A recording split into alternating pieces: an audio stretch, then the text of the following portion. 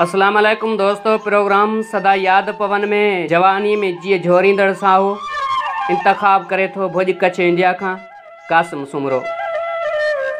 संदसी भाणे जे अब्दुल शकूर जे ouch ते विछोड़े ते लिखे थो, अण मुदायतन विछोड़न ते जॾहिं बि लिखबो आहे त न रुगो अखियूं सुॾकंदियूं आहिनि, न रुगो दिलि रत जा ॻोढ़ा रुअंदी आहे, न रुगो जज़्बा लुछंदा आहिनि, न रुगो तमनाऊं लुछंदियूं आहिनि, पर सदियूं वीरान थी वेंदियूं आहिनि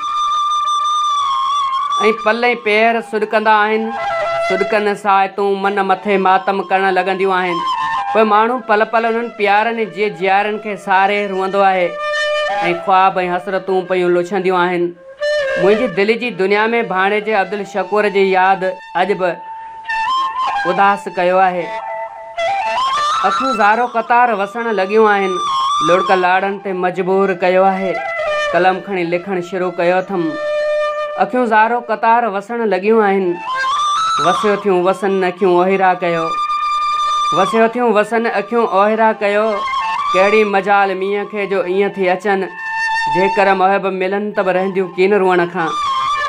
अॼु न ओताकुन में तालब तवारीन, आदेसी उथी विया मड़ियूं मुंहुं मारीन, जे जिया खे जियारीन से लाहौती लॾे विया। अख़्तरबा हज़ारे यादूं हूंदियूं आहिनि जेके ज़िंदगीअ सां वाबिस्ता हूंदियूं आहिनि, के ख़ुशियूं के ग़म ज़िंदगीअ जो हिसो हूंदा आहिनि, पर के पल अहिड़ा त घाव ॾेई वेंदा आहिनि जेके कॾहिं बि विसरी न आहिनि सघंदा। हा, पंहिंजे प्यारनि जो विछोड़ो जीअं झोरे विझंदो आहे। दम को आयूं या न आयूं, ख्वाब आहे या ख़याल, ही बुज़ुर्गियूं बादशाहियूं ख्वाब आहे या ख़याल। खाक थींदा खाक में खाक खाना, तूं ई खान सभु, ही ख़ुशियूं ही खानकाहूं ख्वाब आहे या ख़याल। हेकलो आए हिते वेंदे हुते पुण हेकलो, हिक ॿिए सां हम सलाहियूं ख्वाब आहे या ख़याल। ही हुकुम ही हुकूमतूं, ही ख़ौफ़ तो ते हरफतूं, शुगल शादियूं शौक़ शाहियूं ख्वाब आहे या ख़याल। ही नशा ही नाज़बू ही नाज़ क्यों ही नाज़ राज़, ही कजल कज कलाहियूं ख्वाब आहे या ख़याल। ही जवानी यार जानी ही जमियत ही जमाल, ही जवानी यार जानी ही जमियत ही जमाल, ही बदन ते बिरह बायूं ख्वाब आहे या ख़याल।